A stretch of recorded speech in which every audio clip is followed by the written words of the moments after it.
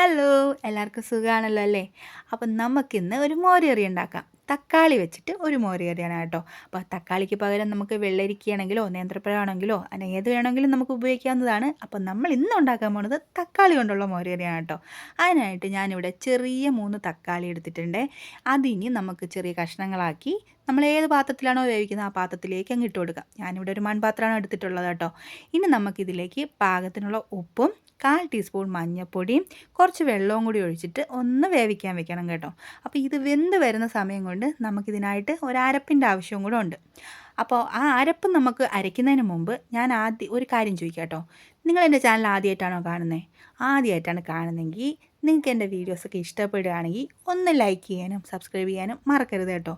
പിന്നെ എന്തെങ്കിലും അഭിപ്രായം പറയാനുണ്ടെങ്കിൽ അത് കമൻ്റായിട്ട് രേഖപ്പെടുത്താനും മറക്കരുത്. അപ്പം നമുക്ക് എങ്ങനെ അരപ്പുണ്ടാക്കുന്നതെന്ന് നോക്കിയാലോ. അപ്പോൾ അതിനായിട്ട് ഞാനിവിടെ ഒരു 2 പിടി തേങ്ങ ഒരു മിക്സിയുടെ ജാറിലേക്ക് ഇട്ട് കൊടുത്തിട്ടുണ്ട്. ഇനി നമുക്ക് അതിലേക്ക് ഒരു 1/4 ടീസ്പൂൺ മഞ്ഞൾപ്പൊടി ഇട്ട് കൊടുക്കണം. മഞ്ഞൾപ്പൊടി ഞാൻ കുറച്ച് നേരം തക്കാളി വേവിക്കാൻ നേരത്തെ ഇട്ടിട്ടുണ്ടായിരുന്നു, അതുകൊണ്ടാണ് 1/4 ടീസ്പൂൺ മതിയെന്ന് പറഞ്ഞത് കേട്ടോ. പിന്നെ അതിൻ്റെ കൂടെ തന്നെ 1/4 ടീസ്പൂൺ ഉലുവ, അത് പൊടിയല്ല മുഴുവനോടെ ഉള്ളതാണ് കേട്ടോ, അതും ഇട്ട് കൊടുത്തിട്ടുണ്ട്. പിന്നെ ഒരു 1/2 ടീസ്പൂൺ ചെറിയ ജീരകം, പിന്നെ 2 ചെറിയ ഉള്ളി, പിന്നെ ഒരു 2-3 വെളുത്തുള്ളി അല്ലിയാണേ. അപ്പോൾ ചെറുതായതുകൊണ്ടാണ് ഞാനിവിടെ 3 എടുത്തത്, വലുതാണെങ്കിൽ 2 ഇട്ടാൽ മതി. പിന്നെ നമുക്ക് എരിവിന് ആവശ്യത്തിനുള്ള പച്ചമുളക്. അപ്പോൾ എനിക്കിവിടെ വീട്ടിൽ തന്നെ നല്ല ഉണ്ടമുളക് ഉണ്ടായിരുന്നു കേട്ടോ, അപ്പോൾ അത് നല്ല എരിവുള്ളതാണ്, അതുകൊണ്ടാണ് ഞാനത് ഇട്ട് കൊടുത്തത്. നിങ്ങളുടെ കയ്യിൽ പച്ചമുളകാണെങ്കിൽ അതിട്ട് കൊടുത്താൽ മതി. പിന്നെ ഒരു 1/2 കപ്പ് തൈരും കൂടി ഒഴിച്ചിട്ട് ഇതുപോലെ നന്നായിട്ടൊന്ന് അരച്ചെടുത്ത് വെച്ചിട്ടുണ്ട് കേട്ടോ. അപ്പോഴേക്കും നമ്മൾ തക്കാളി എല്ലാം നന്നായിട്ട് വെന്തിട്ടുണ്ടാവും കേട്ടോ. തക്കാളിയൊക്കെ നന്നായിട്ട് വെന്തിട്ടുണ്ട്, കണ്ടില്ലേ? ഇനി നമുക്ക് അരച്ച് വെച്ചിരിക്കുന്ന അരപ്പ് ഇതിലേക്ക് അങ്ങ് ചേർത്ത് കൊടുക്കാം. അരപ്പ് ചേർത്ത് കഴിഞ്ഞാൽ പിന്നെ നമുക്ക് കറി അധികം തിളയ്ക്കാനായിട്ട് വിടണ്ട. കാരണം നമ്മൾ ഈ അരപ്പരച്ചപ്പോൾ അതിൽ തൈരും കൂടി ചേർത്തിട്ടാണ് അരച്ചത്. അപ്പോൾ അതുകൊണ്ട് തന്നെ തിളയ്ക്കണ്ട കേട്ടോ, പിരിഞ്ഞു പോവും. പിന്നെ നമുക്ക് ഈ കറി കുറുകിയ രീതിയിൽ തന്നെ മതിയെന്നുണ്ടെങ്കിൽ ഇതിൽ വേറെ വെള്ളമൊന്നും ചേർക്കണ്ട. ഇല്ലാന്നുണ്ടെങ്കിൽ കുറച്ച് വെള്ളവും കൂടി നമുക്കിതിൽ ചേർത്ത് കൊടുക്കാവുന്നതാണ്. ഞാനിപ്പോൾ വേറെ വെള്ളമൊന്നും ചേർക്കുന്നില്ല കേട്ടോ. കറി നന്നായിട്ട് ചൂടായിട്ടുണ്ട്, നമുക്ക് ഇത്ര മതി, തിളപ്പിക്കാൻ പാടില്ല.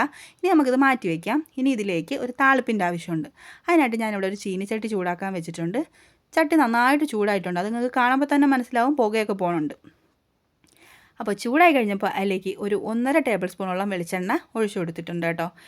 ഇനി ഇത് ചൂടായി വരുമ്പോൾ അതിലേക്ക് 1/2 ടീസ്പൂൺ കടുക് ഇട്ട് കൊടുക്കാം. ഇനി കടുകെല്ലാം നന്നായിട്ട് പൊട്ടിക്കഴിയുമ്പോൾ വട്ടത്തിലരിഞ്ഞ് വെച്ചിരിക്കുന്ന ചെറിയ ഉള്ളി ഇട്ട് കൊടുത്ത് നമുക്കിതൊന്ന് മൂപ്പിച്ചെടുക്കാം. ചെറിയ ഉള്ളിയെല്ലാം നന്നായിട്ടൊന്ന് മൂത്ത് വരുമ്പോൾ അതിലേക്ക് 2 വറ്റൽമുളക് മുറിച്ചതും ഒരു തണ്ട് കറിവേപ്പില കൂടിയിട്ട് ഒന്ന് ചൂടായതിന് ശേഷം തീ ഓഫ് ചെയ്യാം. ഇനി നമുക്ക് നമ്മുടെ കറിയിലേക്ക് ഇതങ്ങ് ഒഴിച്ചു കൊടുക്കണം.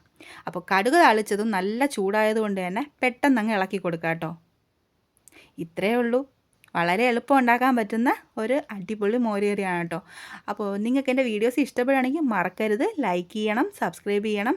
എന്തെങ്കിലും അഭിപ്രായം പറയാനുണ്ടെങ്കിൽ അത് കമൻ്റായിട്ട് രേഖപ്പെടുത്തുകയും വേണം. ഇത് രണ്ടാമത് പറഞ്ഞുകൊണ്ട് എന്നോട് ദേഷ്യമൊന്നും തോന്നണ്ട. അപ്പോൾ എന്തായാലും ട്രൈ ചെയ്തിട്ട് അഭിപ്രായം പറയണേ.